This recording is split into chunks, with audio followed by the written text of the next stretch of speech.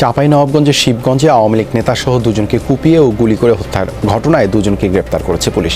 শুক্রবার রাতে নিহত আওয়ামী লীগ নেতা সালামের স্ত্রী বাদী হয়ে থানায় মামলা করেন। স্বজনদের দাবি, সালামের সাথে বিরোধ চলছিল ইউনিয়নের সাবেক চেয়ারম্যান ও বিএনপি নেতা আশরাফের। নারায়ণগঞ্জের ফতুল্লার কাশীপুরে আধিপত্য বিস্তারকে কেন্দ্র করে স্থানীয় আওয়ামী লীগ নেতা সুরুজ মিয়াকে প্রকাশ্যে কুপিয়ে হত্যা করেছে প্রতিপক্ষ সন্ত্রাসীরা।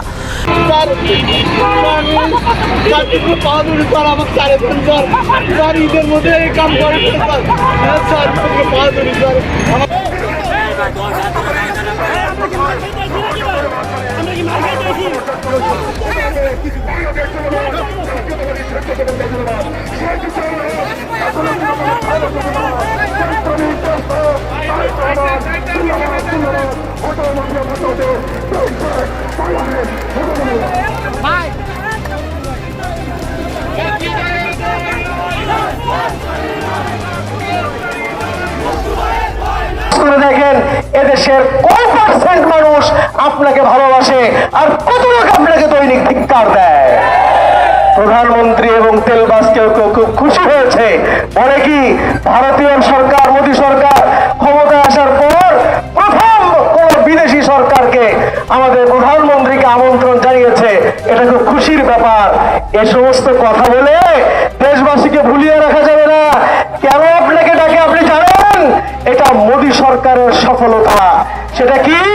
প্রত্যেকটা সরকার চায় সে ক্ষমতা আসার পরে কি দেশের জন্য সে করতে পারে, না সে চায়।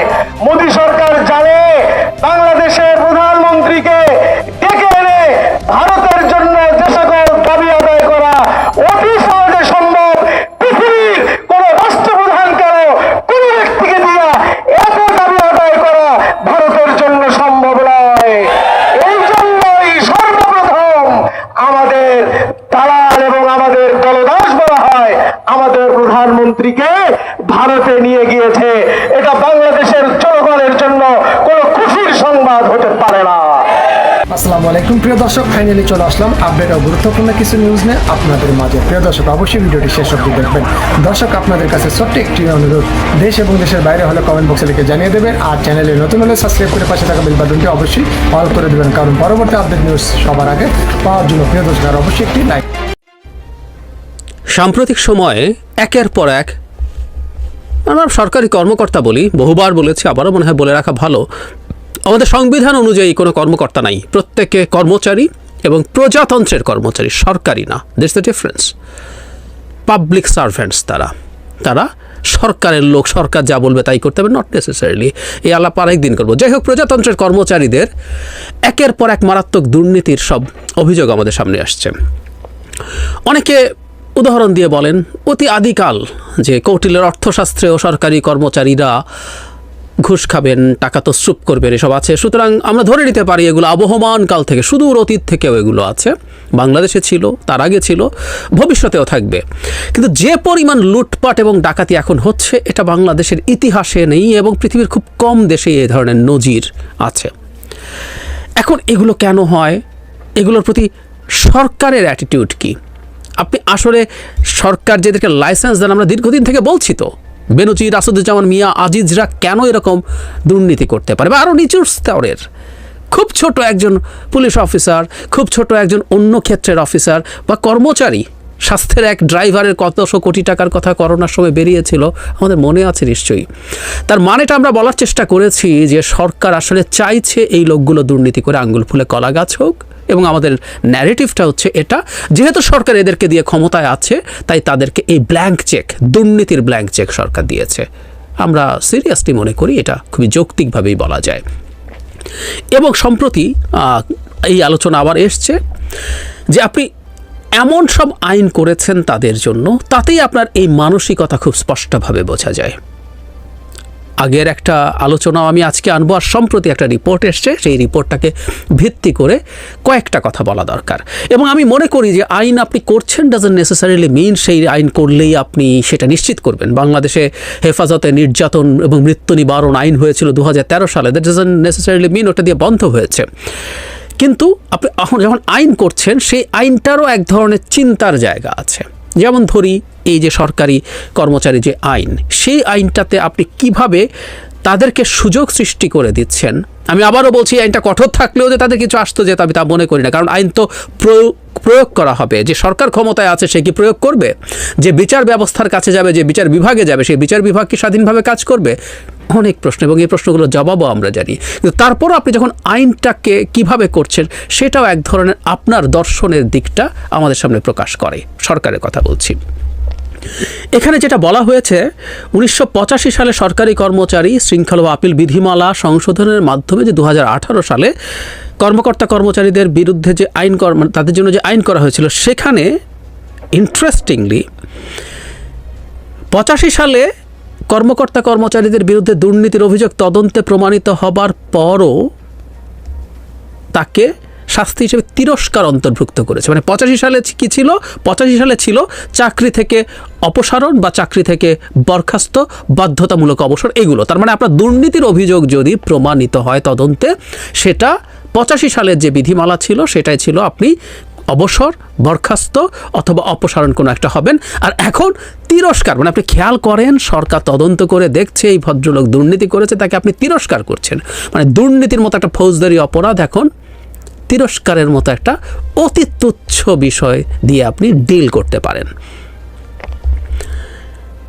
এখন একটা তদন্তের কথা বলা হয়েছে। গত এপ্রিল একটি তদন্তে দেখা যায় বর্তমানে সহকারী সচিব প্রমথ রঞ্জন ঘটক 2020 সালের জুন থেকে 21 সালের জুন পর্যন্ত মাদারীপুরে ভূমি অধিগ্রহণ কর্মকর্তা থাকাকালে 7,35,00,000 টাকা আত্মসাৎ করেছেন।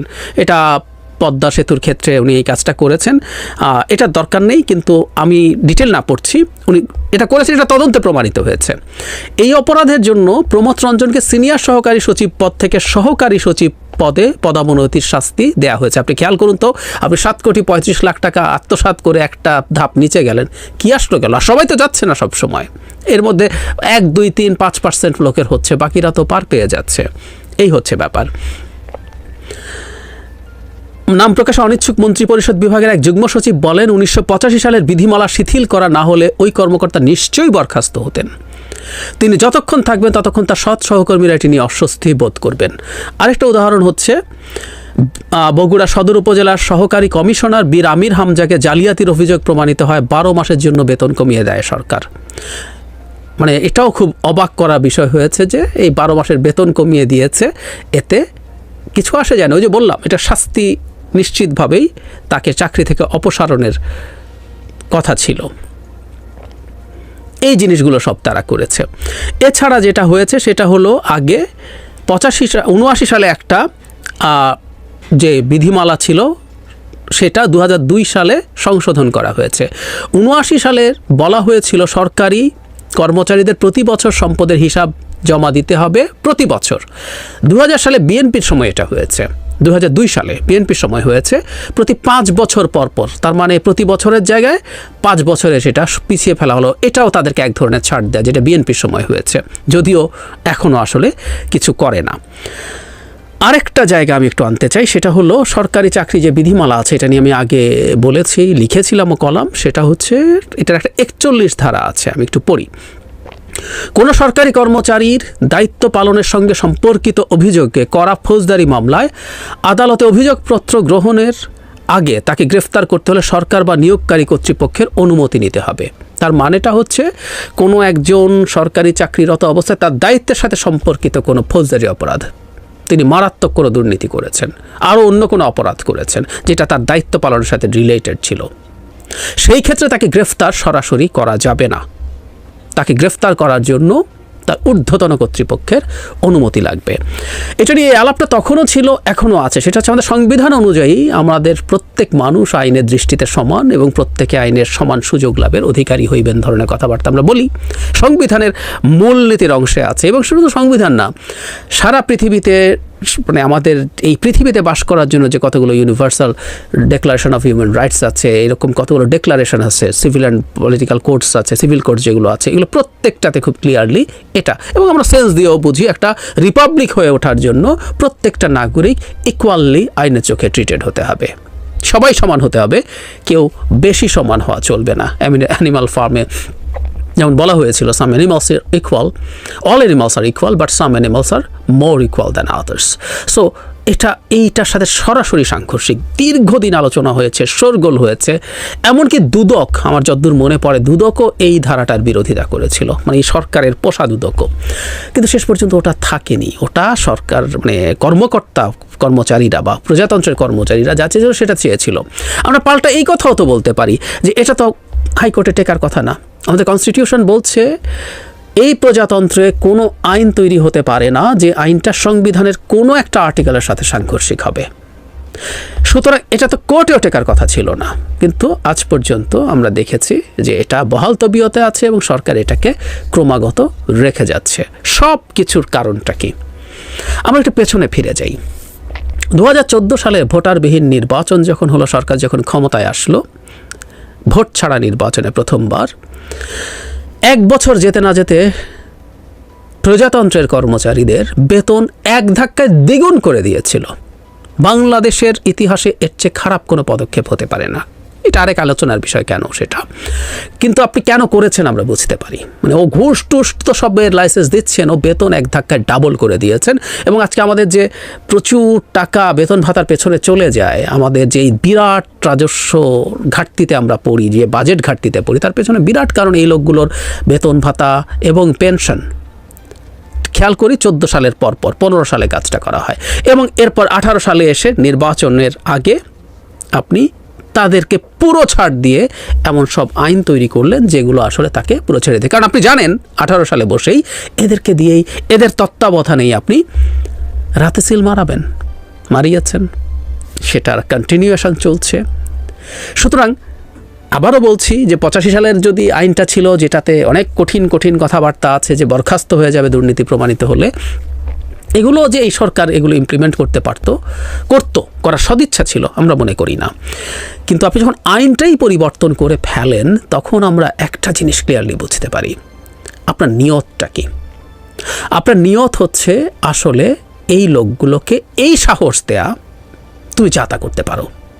খেয়াল করুন, আপনি 7 কোটি টাকা বা কেউ ইভেন 50-100 কোটি টাকাও যদি খেয়ে ফেলে, যেহেতু ওখানে তিরস্কার আছে, ওই একজনকে তো এক ধাপ নিচে নামিয়েছে, আরেকজনকে বেতনের ইনক্রিমেন্ট বন্ধ রেখেছে 12 মাস, এরকম যদি আরও কিছু কিছু হয়ও আপনি দিনের শেষে ওইটুকু করতে পারেন, এমনকি তিরস্কার করে তাকে ছেড়ে দিতে পারেন। মানে আপনি প্রমাণিত দুর্নীতির ক্ষেত্রে কাউকে তিরস্কার করতে পারেন। সুতরাং আমরা বুঝতে পারি যে এই আইনগুলো এভাবেই কাজ করে। আমি বহুদিন একটা কথা আমার ভিডিওতে বলেছি, সেটা হলো বাংলাদেশ একটা ক্লিপ্টোক্রেসি, চোরদের শাসন। এই চোরদের শাসনের একটা খুব গুরুত্বপূর্ণ উপসর্গ দেখে আপনি বুঝবেন, সেটা হচ্ছে এখানে দুর্নীতি, নোংরামি, লুটপাট চালিয়ে যাওয়ার জন্য রীতিমতো আইন তৈরি করা হয়। এটা একটা ডিফারেন্স। অন্যান্য জায়গায় আইন ঠিক আছে, মানা হয় না, দুর্নীতি করেন, এভাবে চলে, রাষ্ট্র দেখে না করার। এখানে রাষ্ট্র নিজে, সরকার নিজে এমন সব আইন করে যেটা লুটপাট করতে দেয়। আমি এটার এক্সাম্পল হিসাবে আগে দুটো দিয়েছি, আপনাদের মনে থাকার কথা আবারও বলছি। একটা হচ্ছে কুইক রেন্টালের জন্য যে আপনি ইনডেমনিটি আইন করেছেন, তথাকথিত বিশেষ সরবরাহ আইন, সেটা দিয়ে আপনি আইনগতভাবে কিছু লোকের হাতে লুট করার টাকা তুলে দিচ্ছেন।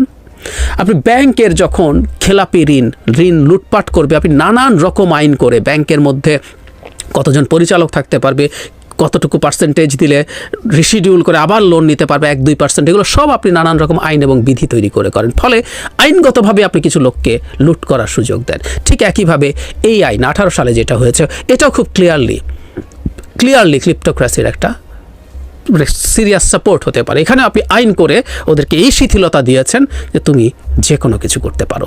আমাদের মাথায় এই আলাপটা থাকা দরকার। বাংলাদেশ একটা ক্লিপ্টোক্রেসি, প্রতি পদে পদে আমরা দেখছি, এবং এটা আবারও নতুন করে আমাদের সামনে বারবার আসছে, এবং এই সরগোলটা আমরা করবো। এটা একটা ক্লিপ্টোক্রেসি মানে হচ্ছে, মানে একটা সরকারে সাধারণত চোর থাকে, কিন্তু চোররাই সরকার, চোরদেরই যখন সরকার তৈরি হয়, চোররা মিলেই একটা দেশের সরকার গঠন করে, এবং চোররা যখন সরকার গঠন করে তার উদ্দেশ্যটা কি আমরা বুঝতেই পারি। সেটাই ক্লিপ্টোক্রেসি, বাংলাদেশ ক্লিপ্টোক্রেসি। এই আওয়াজটা আমাদের করতে হবে।